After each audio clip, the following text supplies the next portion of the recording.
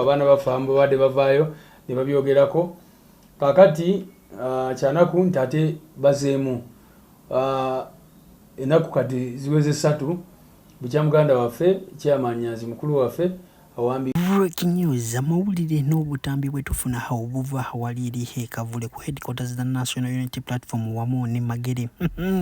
obusajja wamazidde kubanga buyingira mpaka mu kisenge kya His Excellency Robert Kyagulanyi the President of Uganda adda ku video yonna ngikulete masa njagala tubere very keen video zino nga wenkugamba making sure no sharing etukiyo sekinomu naddala bana Uganda abali mu nsi zebweru wamu ne wano mu Uganda basoboye kubanga bamanya ki ekigenda mu nsi yabwe nenga tetunagenda yo haka video kana made sabo complex like kama kasotambula katikira bonna banyagenda okumanya kweno information naddala bana National Unity Platform muna wa NRM koze no video ekatinga across buli omu naye nga tetunagenda yo ate na subscribing kale katweyongereyo na mawulire gaffe onakuhora lero wetugera sawa zineno bana basajja babadde betuludde nyumba ya Bobi Wine ku machabu Wine sobola okuvayo nakola tukinagamba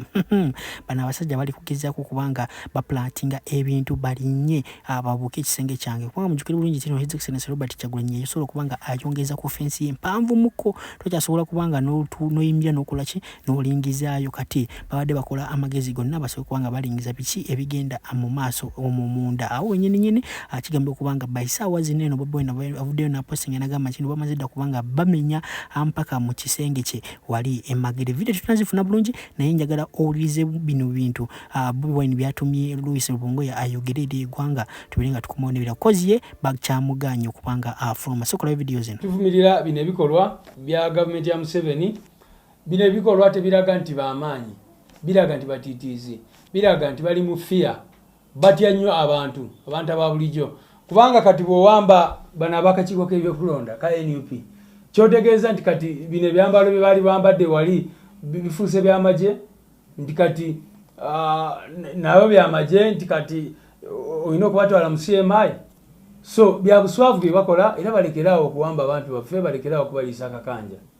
tuli benyamivu nnyo olw'ensonga ezigenda mu maaso ez'ekiwamba abantu ekizeemu twabagamba nti bwe twali tusemberera akalulu akagwa bawamba abantu baffe abaali basuka 2,000 mu bitundu by'eggwanga ebyenjawulo ne babatwala mu kooti z'amagye ne babasibira eyo ne batulugunya abalala ne babatuusako ne babakwata mu kifo abakazi n'abasajja so ebikolobero byonna bibadde bigenda mu maaso abaana bafambo badde bavaayo ne babyogerako kakati kyanaku ntate bazeemu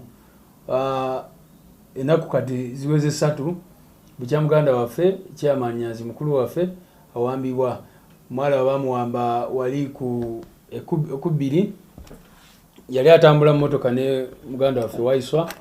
ne bamuwamba ne bakuba n'amasasi awo ensasage nebeerawo naye ne bwejogera ate tunamanya wa chairman Nyanzi wakuumirwa ate nga bamutwala babyakwerinda jo twafunye information nti babadde bamulese ku poliisi Wandegera timu zaffe ne family ne badduka ne batuukayo naye nga taliyo so ne bwetwogerera tetumanyi chairman Nyanzi waali tubadde nga tukyanoonya chairman Nyanzi ate nga tebanakwata chairman Nyanzi mukimanyi bulungi basooka ne bawamba abantu baffe be bawambira enansana kinobe omulala ne bamujja mini price kwe bayita Sharif nabo ne babuzaawo wetwogerera tetumanyi waba abantu abo we bali kati ngebe tebinaggwa ate enkya amino olunaku lwajjo ne baddamu ne bawamba abantu baffe abakakiiko k'ebyokulonda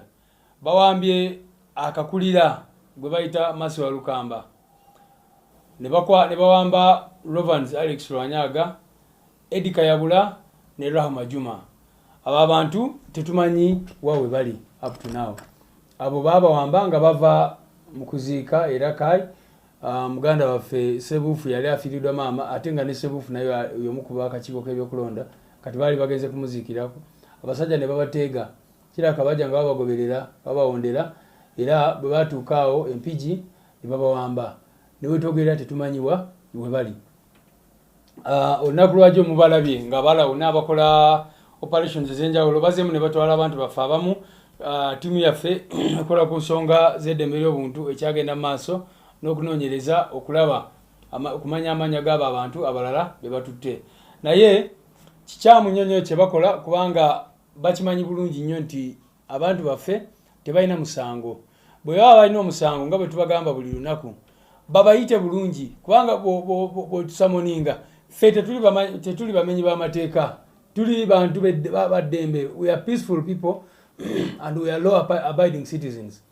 So mu kifo ky'okuwamba abantu ng'ababbi b'enkoko baki ku makubo n'awalala, lwaki temutuwandikira ne mutugamba nti omuntu ono tumwetaaga ku CID aje annyonnyole ensonga bweti ne bweti? Ye abaaye bano abantu baffe lwaki babatwala amagye, lwaki ge gabawamba? Kubanga bano si banamagye. CMI lwaki yewamba bano abantu baffe? Tuwulira nti babasibira mu safe houses ez'amagye n'ebirala. Si banamagye. Bali badde bagamba nti bano abantu tubeetaaga, ne tubagamba kale, ne babatwala ku CID weri, ne batuukawo ne bababuuza ebibuuzo beetaaga kubabuuza, kubanga ssemateeka kyegamba nti bwe oyagala muntu first of all atukozesa ekyo ekigambo nti bawamba abantu baffe, si kubakwata, kubanga mu mateeka there is a difference between an arrest and an abduction.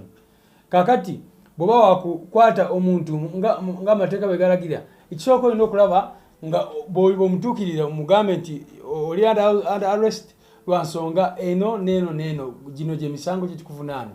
Ekyokubiri, oyo omuntu alina chance, aba alina chance okukubira munnamateeka we n'amugamba nti ajja abeerewo. Ne baba recording statement, ne baba mu-interrogatinga, alina right kubeera ne munnamateeka we. Kaakati bwe tuva ku stage eyo, ne tugenda ku stage eya okulaba ng'oyo omuntu alina access ku basawo be. Ne family members be tuyita next of kin mu constitution kyegamba bali badde balina access kw'oyo muntu. Naye mukirabye family ya Chairman Nyanzi emunoonya tebamanyi waali, bannamateeka be bamunoonya tebamanyi waali. Jjo mbadde njogera n'abafamily ne bagamba nti alina eddagala lyabadde alina okumira naye nga teri amanyi waali. Omukyala we abadde alina eddagala eryo ng'alitwala ku buli poliisi yonna ngagezaako okulaba ng'alimuwa, kubanga omusawo yamugamba olina okumira eddagala bwe liti ku lunaku bwe luti ne bwe luti, naye up to now teri amanyi wagiba batute bano abantu baffe. Tuvumirira bino ebikolwa bya gavumenti ya Museveni. Bino ebikolwa tebiraga nti bamaanyi, biraga nti batiitiizi, biraga nti bali mu fear, batya nnyo abantu aba bulijjo. Kubanga kati bw'owamba bano abakakiiko k'ebyokulonda ka NUP, kyotegeeza nti kati bino ebyambalo bye baali bambadde wali bifuuse byamagye, nti kati nabo byamagye, nti kati olina okubatwala mu CMI. So bya buswavu bye bakola, era balekeraawo okuwamba abantu baffe, balekeraawo okubaliisa akakanja. Tuli benyamivu nnyo olw'ensonga ezigenda mu maaso ez'ekiwamba abantu ekizzeemu.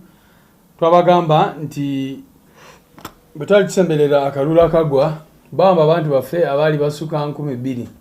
mu bitundu by'eggwanga ebyenjawulo, ne babatwala mu kooti z'amagye, ne babasibira eyo, ne batulugunya, abalala ne babatuusako ne babakwata mu kifo abakazi n'abasajja. So ebikolobero byonna bibadde bigenda mu maaso, abaana bafaamu babadde bavaayo ne babyogerako. Kaakati kyanaku nti ate bazeemu ennaku kati ziweze 3 bukya muganda waffe Chairman Nyanzi mukulu waffe awambibwa. Mwala bamuwamba